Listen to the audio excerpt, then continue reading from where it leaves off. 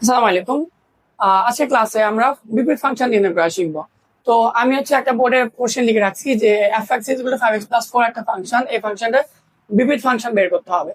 তো বিপরীত ফাংশন বের করতে গেলে আমরা যে এই ফাংশনটাকে y ধরে নিব, y ধরে আমরা x পর্যন্ত যাব, তারপরে বাদ বাকি কাজটা আমরা পরে করব।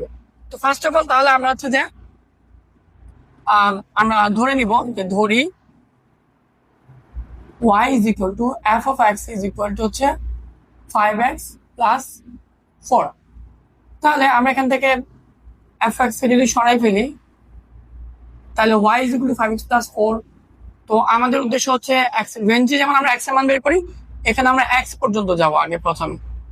তাহলে আমরা লিখতে পারি যে 5x = y - 4, that means x y - 4 divided by 5।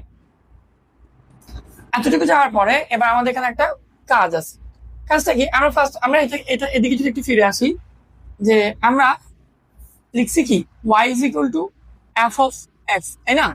এখন আমরা যদি দুই পাশে যদি f ইনভার্স আনি, তাহলে f ইনভার্স y সমান f ইনভার্স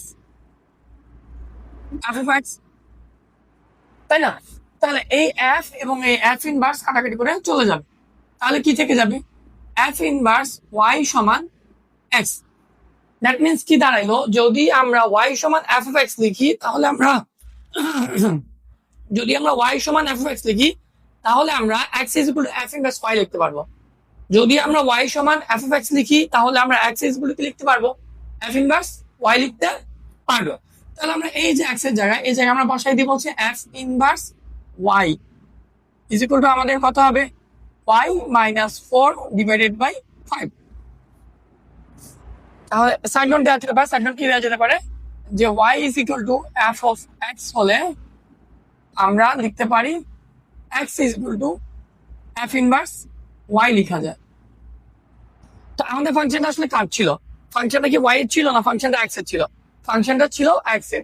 তাহলে আমরা এই ফাংশনে বিপরীত ফাংশন বের করতে গেলে আমাদের এখানে যে y গুলো আছে, এই y গুলাকে x দিয়ে আমাদেরকে প্রতিস্থাপন করতে হবে। তাহলে আমরা যদি y গুলাকে x দ্বারা প্রতিস্থাপন করি তাহলে আমরা লিখতে পারবো যে f inverse x x - 4 divided by 5।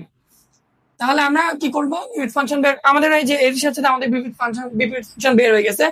তাহলে আমরা বিপরীত ফাংশন বের করার জন্য কি করবো? ফার্স্ট অফ অল আমরা ফাংশনটাকে y ধরবো, y ধরে ওখান থেকে আমরা x এর ভ্যালু বের করবো। পরে x এর ভ্যালু বের করার পরে আমরা x এর জায়গায় লিখতে পারবো f ইনভার্স y।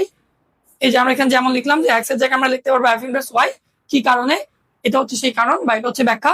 আর পরবর্তীতে আমরা এখানে যে y গুলো আছে, y গুলাকে আমরা x দ্বারা প্রতিস্থাপন করে দিব। তাহলে আমরা আমাদের ফাংশনে বিপরীত ফাংশন পেয়ে যাবো।